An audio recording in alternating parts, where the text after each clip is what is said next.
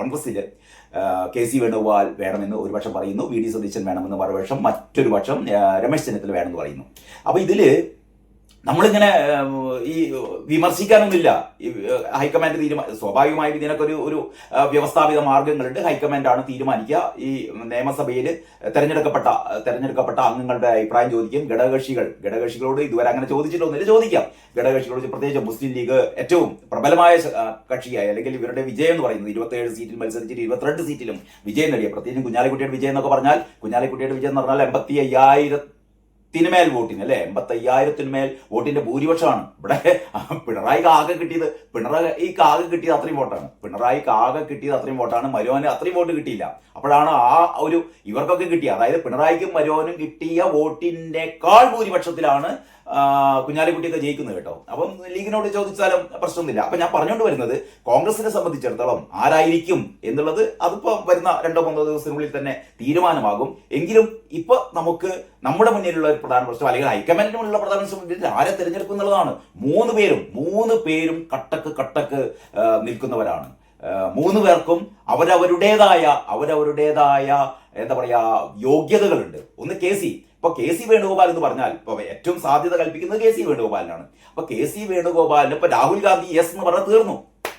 KC തന്നെ. കാരണം AICCയിലെ ഏറ്റവും, അല്ലെങ്കിൽ നമ്മുടെ ഹൈക്കമാൻഡിന്റെ ഭാഗം എന്ന് തന്നെ പറയാവുന്ന KC വേണുഗോപാലിന് കേരളത്തിലെ മുഖ്യമന്ത്രി ആവണമെങ്കിൽ ഒരു പ്രശ്നമില്ല. KC വേണം എന്ന് പറഞ്ഞ് രാഹുൽ ഗാന്ധിയെ അംഗീകരിച്ചു കഴിഞ്ഞാൽ തീർന്നു. പക്ഷേ KC കേന്ദ്രത്തിൽ നിന്ന്, അല്ലെങ്കിൽ ദേശീയ രാഷ്ട്രീയത്തിൽ നിന്ന് മാറുക എന്ന് പറഞ്ഞാൽ കോൺഗ്രസിനെ സംബന്ധിച്ചിടത്തോളം ക്ഷീണമാണ്. കോൺഗ്രസിനെ സംബന്ധിച്ചിടത്തോളം ഏറ്റവും വലിയൊരു ക്ഷീണമായിരിക്കും അത്. കാരണം KCയുടെ ആ വിടവ് നികത്താൻ അത്ര പെട്ടെന്ന് പറ്റുമെന്ന് തോന്നുന്നില്ല. അപ്പൊ രാഹുൽ ഗാന്ധിയും സോണിയാഗാന്ധിയും പ്രിയങ്ക ഗാന്ധിയും KCയെ ദേശീയ രാഷ്ട്രീയം മതി, ഇനി കേരളത്തിലേക്ക് അയക്കോ എന്നുള്ളതാണ് ഏറ്റവും പ്രധാനപ്പെട്ട ചോദ്യം.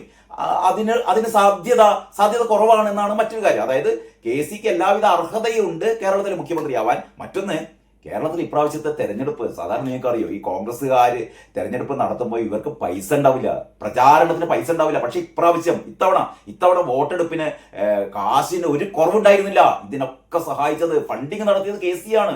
KC വിചാരിച്ചതോടൊപ്പം മറ്റേ രേവന്ത് റെഡ്ഡിയുടെ ഒക്കെ കർണാടകയിൽ നിന്നൊക്കെ, അല്ലെങ്കിൽ തെലങ്കാനയിലാവട്ടെ കർണാടകയിലാവട്ടെ, ഈ മറ്റു കോൺഗ്രസ് ഭരിക്കുന്ന സംസ്ഥാനങ്ങളിൽ നിന്ന് എന്താ പറയാ, ആവശ്യത്തിലേറെ പിന്തുണ എന്ന് പറഞ്ഞാൽ, ഏറ്റവും വലിയ പിന്തുണ എന്ന് പറഞ്ഞാൽ സാമ്പത്തിക സഹായം, ഏറ്റവും വലിയ ഒരു എന്താ പറയാ, ഈ കോൺഗ്രസിന് വേണ്ടിയിട്ട് ഫണ്ടിങ് നടത്തുന്നതിൽ ഏറ്റവും പ്രമുഖമായ സ്ഥാനം വഹിച്ചത് KC തന്നെയാണ് കേട്ടോ. KC കേരള ഈ തെരഞ്ഞെടുപ്പ് രംഗത്ത് ശക്തമായി ഇടപെടാതിരുന്നെങ്കിൽ ഇത്രയും മിന്നുന്ന വിജയം കോൺഗ്രസിന് നേടിയെടുക്കാൻ പറ്റുമായിരുന്നില്ല. കാരണം സാമ്പത്തികമായി ഇവരാകെ ദുർബലമാകും. അപ്പം മറ്റൊന്ന്, KCയെ സംബന്ധിച്ചിടത്തോളം KCക്ക് ഭരണപരിചയമുണ്ട്.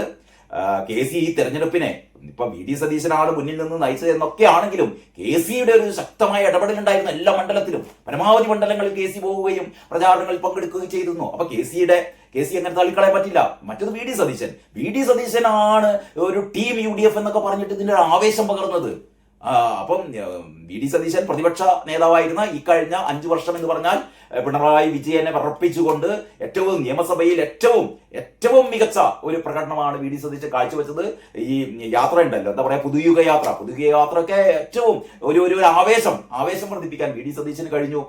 VD സതീശന്റെ നിലപാടുകളുടെ കാർക്കശ്യം, ഇതൊക്കെ VD സതീശനെ വേറിട്ട് നിർത്തുന്ന ഘടകങ്ങളാണ്. മാത്രമല്ല, ഈ ലീഗ് ഉൾപ്പെടെയുള്ള ഘടകകക്ഷികൾക്ക് താല്പര്യം VD സതീശനോടാണ്. മറ്റൊന്ന്, VD സതീശനുള്ള പോപ്പുലാരിറ്റി, അതായത് ഏറ്റവും കൂടുതൽ എന്താ പറയാ, നമ്മുടെ ഇവരുടെ അണികൾ, കോൺഗ്രസിന്റെ അണികൾ ഏറ്റവും കൂടുതൽ പിന്തുണ VD സതീശന് തന്നെയാണ്. ഇനി രമേശ് ചെന്നിത്തലയുടെ കാര്യം എന്ന് പറഞ്ഞാൽ, രമേശ് ചെന്നിത്തലയോളം സീനിയോറിറ്റി, രമേശ് ചെന്നിത്തല കഴിഞ്ഞ ദിവസം ഏഷ്യാനെറ്റിന് കൊടുത്ത ഇന്റർവ്യൂ ഉണ്ട്.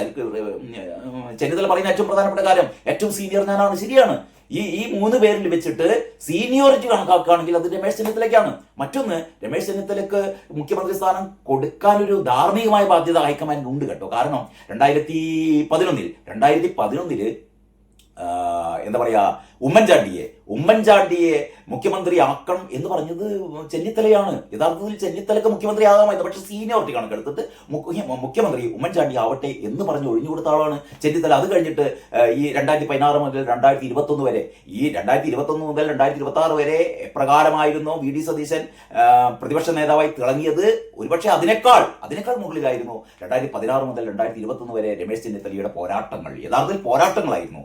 പിണറായി വിജയന്റെ ഓരോരോ നീക്കങ്ങളും, പിണറായി വിജയൻ സർക്കാരിന്റെ ഓരോരോ എന്താ പറയാ അഴിമതിക്ക് കളമൊരുക്കാൻ വേണ്ടിയിട്ടുള്ള നീക്കങ്ങളൊക്കെ ജാഗരൂകമായി അതിനെ നിരീക്ഷിക്കുകയും അതിനെ മനസ്സിലാക്കുകയും അതിനെ പഠിക്കുകയും അതിനെ വിമർശിക്കുകയും അതിനെ എതിർക്കുകയും ചെയ്ത രമേശ് ചെന്നിത്തല എന്ന് പറയുന്നത് പോരാട്ട വീര്യത്തിന്റെ സമാനതകളില്ലാത്ത നേതാവാണ് കേട്ടോ. പിന്നെ മറ്റ് സൗഹാർദ്ദം അല്ലെങ്കിൽ മറ്റ് ഘടകകക്ഷികളുമൊക്കെയായുള്ള ഇടപഴകൽ, എന്തു പ്രശ്നങ്ങളും അത് സമവായത്തിലെത്തിക്കാനുള്ള കഴിവ് വി ഡി സതീശന്റെ അത്ര കാർക്കശ്യമില്ല എന്നുള്ളത് വളരെ വളരെ ഒരു ലൂസായ, വളരെ എന്താ പറയാ സ്വതന്ത്രമായി ആർക്കും ഇടപെടാൻ പറ്റാവുന്ന ആ രീതിയിലുള്ള ഒരു ജനകീയനാണ് രമേശ് ചെന്നിത്തല. അപ്പൊ ഞാൻ പറഞ്ഞുകൊണ്ട് വരുന്നത്, ഇപ്പൊ നമുക്ക് തീരുമാനിക്കാൻ പറ്റില്ല, അല്ലെങ്കിൽ നമുക്ക് ഇയാളാണ് നല്ലത് അല്ലെങ്കിൽ ഒരാളാണ് നല്ലത് നമുക്ക് പറയാൻ പറ്റുന്നില്ല. കാരണം ഒരു പ്രത്യേക പക്ഷത്ത് നിലയുറപ്പിച്ച ആൾക്കാർക്ക് പറയാം. ഇപ്പോൾ കെ സിയുടെ പക്ഷത്ത് നിലയുറപ്പിച്ച ആൾക്ക് കെ സി വേണമെന്ന് പറയാം, അല്ലെങ്കിൽ വി ഡി സതീശന്റെ പക്ഷത്ത് നിൽക്കുന്നവർക്ക് വി ഡി സതീശൻ വേണമെന്ന് പറയാം, ചെന്നിത്തലയുടെ പക്ഷത്ത് നിൽക്കുന്നവർക്ക് ചെന്നിത്തല വേണമെന്ന് പറയാം. പക്ഷെ നിഷ്പക്ഷമായി നോക്കുമ്പോൾ ആര് എന്നുള്ളത് ഏറ്റവും വലിയ പ്രശ്നമാണ്. അപ്പൊ ഹൈക്കമാൻഡിനായ തീരുമാനങ്ങൾ ഉണ്ടാവും. അതൊരു പക്ഷേ ഏറ്റവും കൂടുതൽ MLA മാർ ഉണ്ട് എന്നുള്ളത് കൊണ്ട് കെ സിയെ തെരഞ്ഞെടുത്തു കൊള്ളണമെന്നില്ല. ഞാൻ നേരത്തെ പറഞ്ഞ പോലെ ഏറ്റവും പ്രധാനപ്പെട്ട പ്രശ്നം ദേശീയ രാഷ്ട്രീയത്തിൽ നിന്ന് കെ സിയെ അടർത്തി മാറ്റുക എന്നുള്ളത് ഒരു പ്രത്യേകിച്ച് ഇപ്പോഴത്തെ പുതിയ സാഹചര്യത്തിൽ കെ സി അവിടെ വേണം എന്ന് തോന്നിയാൽ കെ സി വരാൻ സാധ്യതയില്ല. മറ്റൊന്ന്, കെ സിക്ക് ഈ രണ്ട് സതീശനും രമേശ് ചെന്നിത്തലയും ഈ രണ്ട് നേതാക്കന്മാരിൽ താല്പര്യം ചെന്നിത്തലയോടാണ്. അപ്പൊ കെ സിയുടെ ഒരു താല്പര്യത്തിൽ ചെന്നിത്തല മുഖ്യമന്ത്രി ആവട്ടെ എന്ന് പറഞ്ഞു കഴിഞ്ഞാൽ സംഭവിക്കാൻ പോകുന്നത്, ചെന്നിത്തല മുഖ്യമന്ത്രിയാവുന്ന ഒരു മന്ത്രിസഭയിൽ വി ഡി സതീശൻ ചിലപ്പോൾ അതിൽ എന്താ പറയാ പങ്കാളി ആവണമെന്നില്ല. കാരണം വി ഡി സതീശന്റേതായ നിലപാടുകളും അതിനനുസരിച്ചുള്ള വ്യക്തിത്വമുള്ള ഒരു നേതാവ് തന്നെയാണ്. അപ്പം വി ഡി സതീശൻ പിടങ്ങിക്കഴിഞ്ഞാൽ അത് അതിലേറെ ദോഷം ചെയ്യും. പ്രത്യേകിച്ചും അതായത് ഈ ജനറൽ പബ്ലിക് ഉണ്ടല്ലോ, അതായത് ഈ കോൺഗ്രസിന്റെ പ്രവർത്തകർക്ക് ഭയങ്കര മനോവിഷം ഉണ്ടാവും സതീശൻ മാറ്റി നിർത്തിയാൽ. എനിക്ക് തോന്നുന്നത് ഒരു സാധ്യത ഉള്ളത് ഇത് പങ്കിടുക എന്നുള്ളതാണ്. ആദ്യത്തെ 2.5 വർഷം ചെന്നിത്തലയും അത് കഴിഞ്ഞിട്ടുള്ള 2.5 വർഷം സതീശനും എന്നുള്ള രീതിയിൽ. അങ്ങനെയാണെങ്കിൽ അടുത്ത വീണ്ടും ഒരു തെരഞ്ഞെടുപ്പ് ഉണ്ടാകുകയും 2031 തെരഞ്ഞെടുപ്പിൽ വി ഡി സതീശന് എന്താ പറയാ മുഴുനീള ഒരു മുഖ്യമന്ത്രി ആവുകയും ചെയ്യാവുന്ന തലത്തിലേക്കുള്ള ഒരു കോംപ്രമൈസ് ചിലപ്പോൾ നിന്നേക്കും. പകുതി 2.5 വർഷം ചെന്നിത്തല, 2.5 വർഷം സതീശൻ, എന്നിട്ട് കെ സി എന്താ പറയാ ദേശീയ രാഷ്ട്രീയത്തിൽ തന്നെ ശ്രദ്ധ പതിപ്പിക്കുക എന്നുള്ള രീതിയിലേക്ക് വരാൻ സാധ്യതയുണ്ട്. അല്ലെങ്കിൽ കെ സി നയിക്കുന്ന സർക്കാരിൽ ഈ 2 ഉപമുഖ്യമന്ത്രിമാരോ അല്ലെങ്കിൽ ഇവർക്ക് അർഹമായ മന്ത്രിസ്ഥാനങ്ങളോ കൊടുക്കാനും സാധ്യതയുണ്ട്. അപ്പൊ ഇതൊന്നും നമുക്ക് തീർത്തു പറയാൻ പറ്റാത്ത ഒരു സ്ഥിതിയാണ്. അപ്പം മാതൃഭൂമി പറയുന്നത് മുഖ്യമന്ത്രി സ്ഥാനത്തേക്കുള്ള വഴി എന്ന് പറയുന്നുണ്ട്. കെ സി വേണു ഈ മൂന്ന് പേരുടെയും എന്താ പറയാ പ്രത്യേകതകൾ പറയുന്നുണ്ട്. അതിൽ കെ സി വേണുഗോപാലിന്റെ പ്രത്യേകത എന്ന് പറയുന്നത് AP അനിൽകുമാറിനെയും മാത്യു കുഴൽനാടിനെയും കേന്ദ്രീകരിച്ചാണ് കെ സി പക്ഷത്തിന്റെ നീക്കം. കോൺഗ്രസിന്റെ 63 MLA മാരിൽ 52 പേരും 63-ൽ 52 പേരും കെ സി വേണുഗോപാലിനെയാണ് പിന്തുണയ്ക്കുന്നത് എന്ന് അദ്ദേഹത്തോടൊപ്പമുള്ളവർ അവകാശപ്പെടുന്നു. വിഭാഗത്തിൽപ്പെടുന്ന MLA മാർ 18ഓളം വരുമെന്നും അവരിൽ ഭൂരിഭാഗവും കെ സി ആയിരിക്കും പിന്തുണയ്ക്കുക എന്നുമാണ് അനുമാനം. വി ഡി സതീശനാവട്ടെ പ്രതിപക്ഷ നേതാവും UDF ചെയർമാനും എന്ന നിലയിൽ പാർട്ടിയെയും മുന്നണിയെയും ചരിത്ര വിജയത്തിലേക്ക് നയിച്ചതിന് വി ഡി സതീശനുള്ള സ്വാഭാവിക പ്രതിഫലമാണ് മുഖ്യമന്ത്രി സ്ഥാനമെന്നാണ് അദ്ദേഹത്തെ പിന്തുണയ്ക്കുന്നവരുടെ പക്ഷം. മുഖ്യമന്ത്രി സ്ഥാനത്തേക്ക് പരിഗണിക്കാതെ മാറ്റി നിർത്തിയാൽ അദ്ദേഹം മന്ത്രിസഭയിൽ തന്നെ ചേരാതെ മാറി നിൽക്കും എന്ന പ്രചാരണവും ശക്തമാണ്.